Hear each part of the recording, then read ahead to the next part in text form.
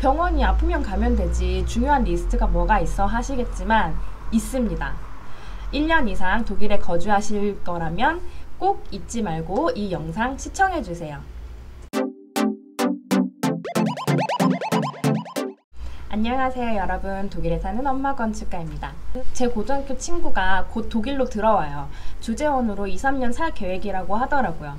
제가 그 친구한테 조언을 해주다 보니까 이거는 구독자님들도 아시면 좋겠다라고 하는 점이 있어서 알려드리려고 이렇게 영상을 켰어요. 그건 바로 중요한 병원 리스트입니다. 독일에서는 아프기 전에 미리 가야 할 병원들이 몇 가지가 있어요. 그 중에 중요한 것부터 알려드릴게요. 첫 번째, 하우스아츠트예요. 하우스아츠트는 우리말로 하면 가정의학과 주치의라고 할 수 있어요. 저희 가족의 모든 걸 알고 있는 주치의인 거죠. 뭐 감기가 걸렸을 때나 그런 가벼운 질병이 있을 때 찾아가기도 하고, 예방접종을 맞아야 한다거나 어떤 게 문제인지 모를 때 가장 먼저 찾아가는 병원이에요. 그래서 중요하기도 하지만 또 다른 중요한 이유는 다른 병원에 갔을 때, 피부과나 산부인과나 치과를 갔을 때 초진이면 문진표를 작성하잖아요. 그 문진표에 꼭 내 하우스아츠트가 누군지를 적게 돼 있어요. 그러니까 제 주치의 하우스아츠트는 꼭 있어야 하는 거예요. 두 번째, 아이가 있으시다면 소아과를 미리 등록을 해 놓으셔야 돼요. 아이가 사실 언제 아플지도 모르고, 어른이면 내가 얼마나 아프고 어떤 약을 먹으면 대충 견딜 수 있겠다라는 감이 오지만 아이들은 그렇지 않죠. 위험하잖아요. 그런데 그때 아플 때 소아과를 찾으면 이미 늦을 수도 있어요. 독일에서 소아과는 좀 중요한 것 같아요. 예를 들면 한번 등록한 소아과는 아무리 멀리 이사를 가더라도 잘 바꿔주지 않거든요. 한 의사한테 내 아이가 아플 때 계속 가게 되는 거죠.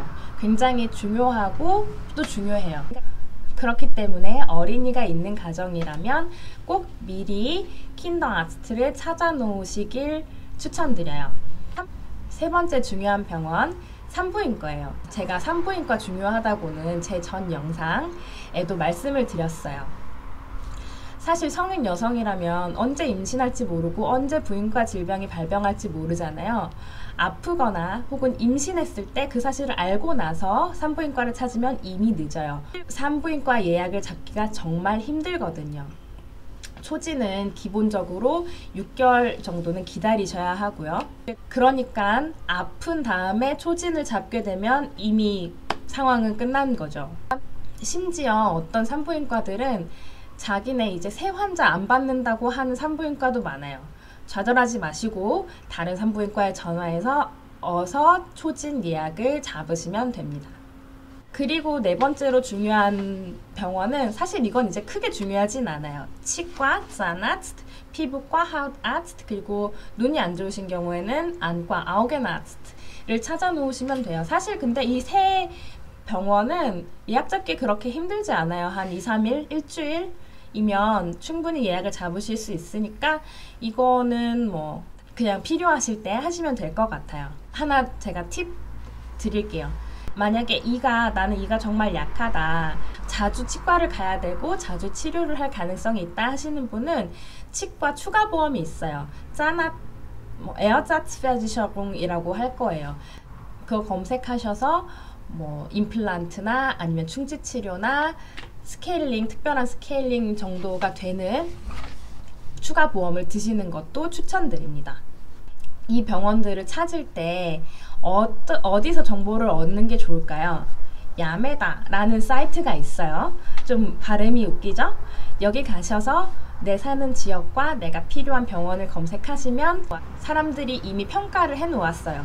이 의사는 친절하고, 이 의사는 어린이들한테 특히 친절하고, 설명을 잘해주고, 기다리는 시간이 적고, 이런 등등의 등급을 매겨놨거든요. 1.0이 가장 상위의 점수입니다. 그 점수는 웬만하면 믿을만한 것 같아요. 이 홈페이지를 참고하셔서 병원을 고르시는 것도 추천드려요. 그럼 여기까지 봐주신 여러분 감사합니다.